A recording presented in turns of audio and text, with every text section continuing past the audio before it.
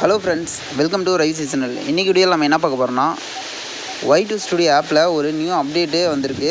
என்னென்னா, Y2 studio app use பண்ணுற எல்லாருக்குமே தெரியும், நம்ம டெய்லி ஏர்ன் பண்ணுற டாலர் வந்து அதில் ஆட் ஆகிட்டே வரும். $100 வந்ததுக்கப்புறம் நம்மளுக்கு அக்கௌண்ட்டுக்கு பணம் வரும். ஆனால் இப்போ எப்படின்னா, அந்த Y2 ஸ்டுடியோ ஆப்பில் அந்த டாலர் இது காமிக்கல.